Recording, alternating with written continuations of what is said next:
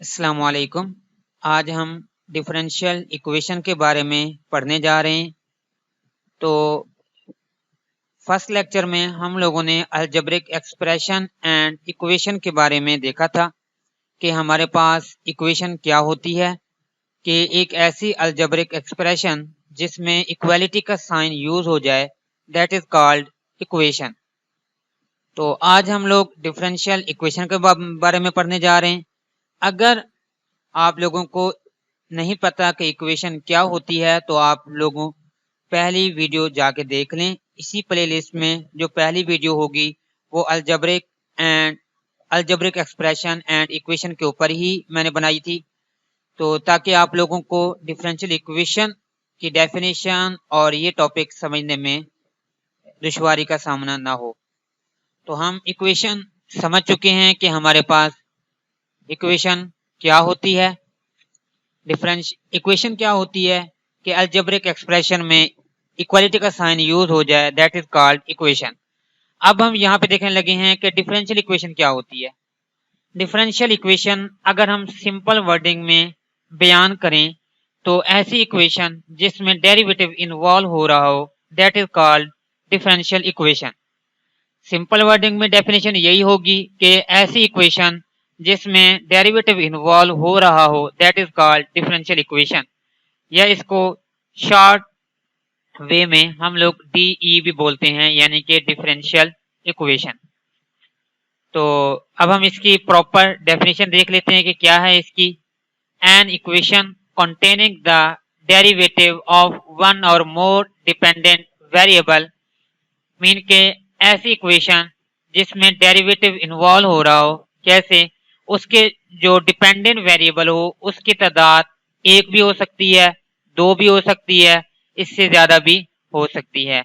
With respect to, तो जो independent variable होंगे तो वहां पे भी कोई रिस्ट्रिक्शन नहीं होगी, वो भी एक भी हो सकता है, दो भी हो सकते हैं, इससे ज्यादा भी हो सकते हैं। तो मीन के an equation containing the derivative of one or more dependent variable with respect to one or more independent variable, mean के जो डेरिवेटिव होगा वो एक dependent variable with respect to one भी हो सकता है, विद रिस्पेक्ट टू टू भी हो सकता है, with respect to more than two भी हो सकता है। इसी तरह अगर इसके अगेंस्ट अगर हम ये भी कह सकते हैं कि जो डेरिवेटिव होगा वो टू और more than dependent variable with respect to one independent variable भी हो सकता है। ठीक है, तो हमारे पास ऐसी इक्वेशन फिर क्या कहलाएगी? डिफरेंशियल इक्वेशन कहलाएगी। एग्जांपल हम देख लेते हैं कि हम सब लोग न्यूटन सेकंड लॉ से ही वाकिफ ही हैं। क्या है हमारे पास? F is equal to ma। तो मैंने सेकंड लेक्चर में ये बताया था कि हमारे पास इसकी डिफरेंशियल इक्वेशन के कोर्स की मैंने इंपॉर्टेंस, इसकी एप्लीकेशन और इसके पर्पस के बारे में बताया था कि ये हमें क्यों पढ़ाया जा रहा है।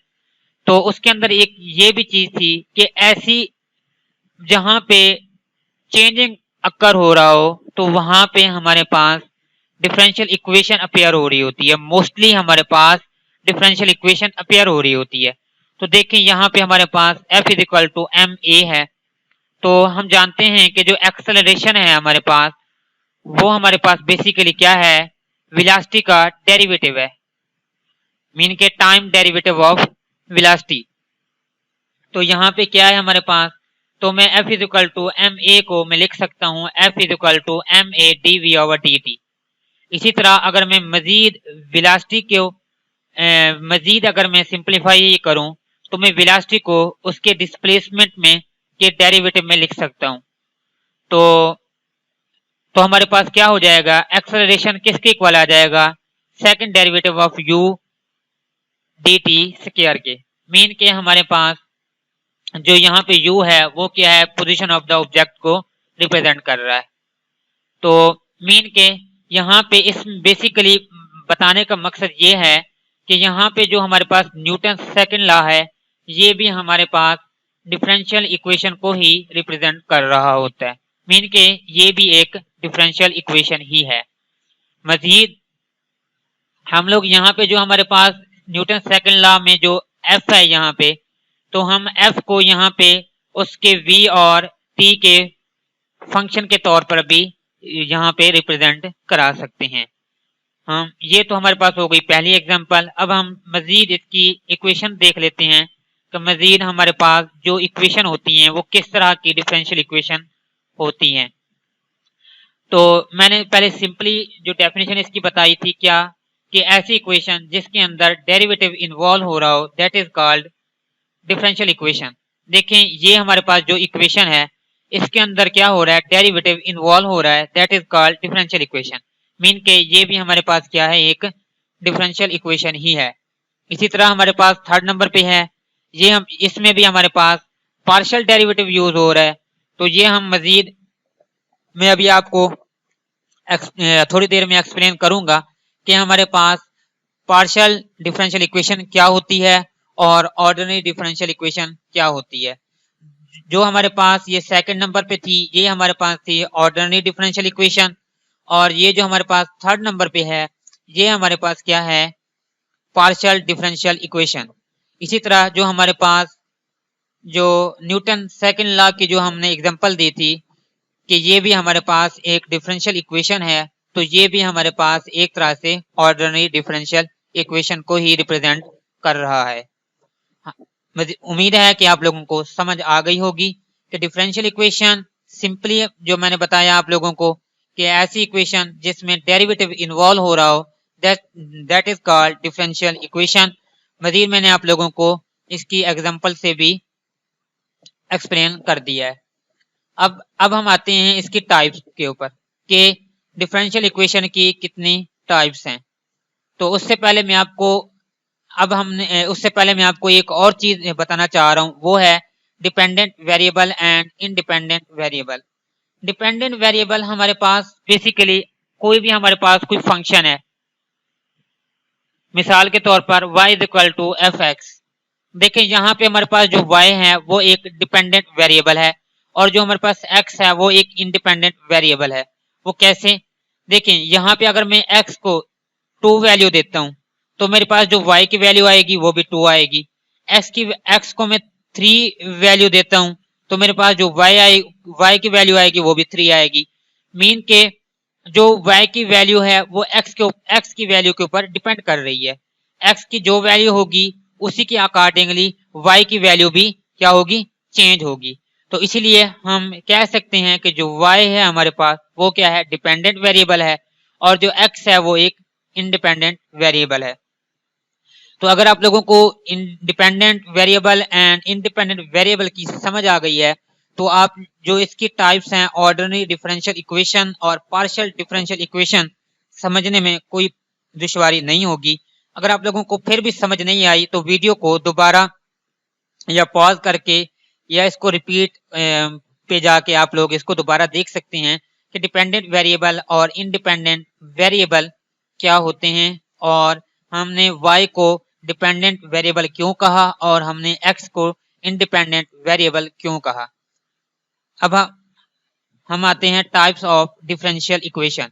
यहाँ पे मैंने डिफरेंशियल इक्वेशन को डी से रिप्रेजेंट कराया है, मीन के डी से डिफरेंशियल और ई से इक्वेशन। तो डिफरेंशियल इक्वेशन की टाइप्स अब हम देखने जा रहे हैं।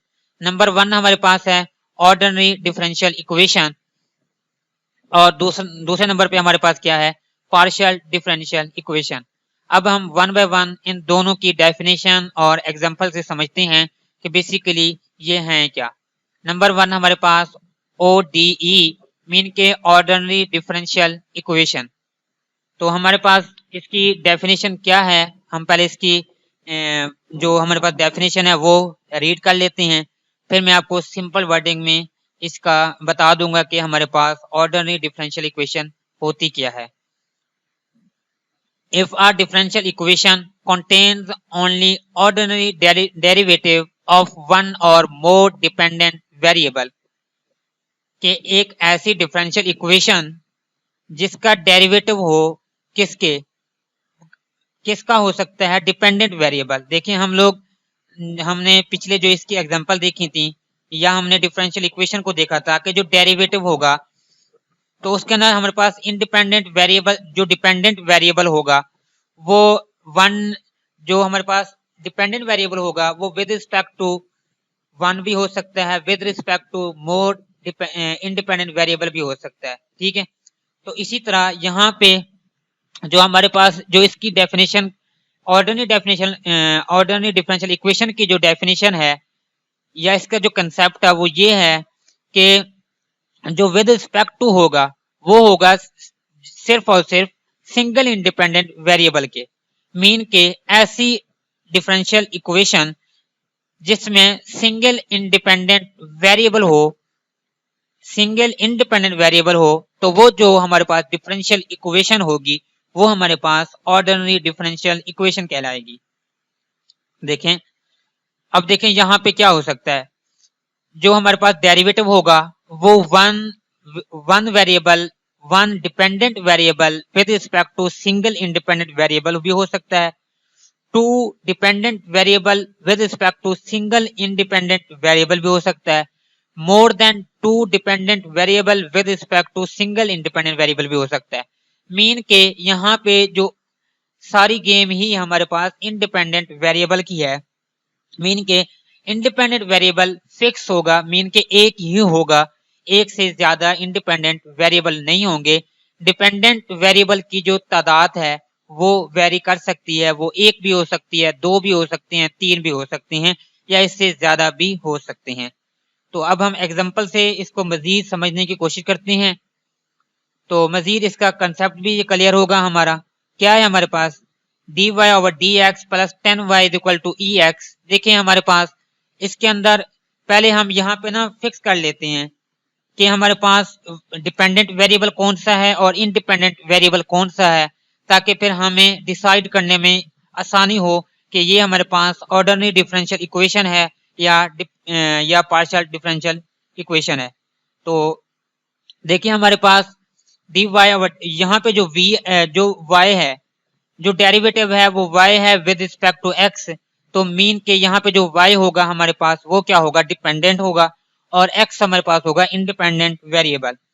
तो देखें अब x यहाँ पे जो y का डेरिवेटिव है, देखें y हमारे पास क्या है, डिपेंडेंट है, सॉरी डिपेंडेंट वेरिएबल हमारे पास क्या है, y है। तो हमारे पास जो x है, देखें यहाँ पे जो हमारे पास डेरिवेटिव है, जो विद रिस्पेक्ट टू जो डेरिवेटिव है उसमें सिर्फ एक डिपेंडेंट वेरिएबल यूज हो रहा है, वो क्या हमारे पास हो रहा है, इंडिपेंडेंट वेरिएबल यूज हो रहा है, वो क्या हमारे पास x है। तो मीन के हमारे पास ये हमारे पास क्या होगी, ऑर्डिनरी डिफरेंशियल इक्वेशन होगी। इसी तरह अब नेक्स्ट हम जो हमारे पास सेकंड एग्जांपल है वो क्या है, dx over dt plus dy over dt is equal to 2x plus y। अब हम पहले यहाँ पे ये डिसाइड करते हैं कि हमारे पास डिपेंडेंट और इंडिपेंडेंट वेरिएबल कौन कौन से हैं। देखें x विद रिस्पेक्ट, यहाँ पे देखिए हमारे पास x और y हमारे पास क्या है, डिपेंडेंट वेरिएबल हैं।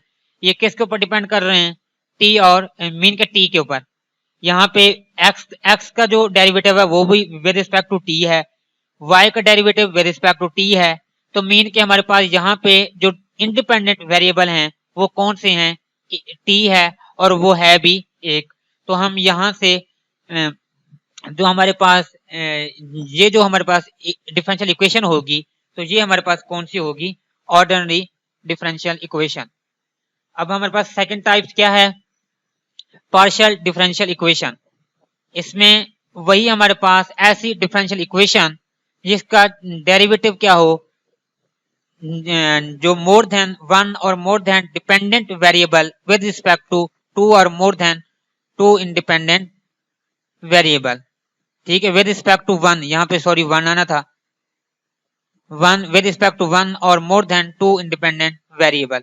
मीन के अब यहाँ पे ऑर्डिनरी में क्या था कि जो with respect to single independent variable था, लेकिन यहाँ पे क्या हो सकते हैं, वन भी हो सकता है और मोर देन टू भी हो सकता है और मोर देन टू भी हो सकते हैं। ठीक है, तो वो जो हमारे पास क्या होगा, पार्शियल डिफरेंशियल इक्वेशन होगा। सॉरी मैंने यहाँ पे ये ठीक लिखा हुआ है, ये हमारे पास टू ही आएगा, क्योंकि अगर हमने यहाँ पे वन आ गया तो अगर जब वन आएगा तो वो फिर ऑटोमेटिकली हमारे पास ऑर्डिनरी डिफरेंशियल इक्वेशन ही बन जाएगी।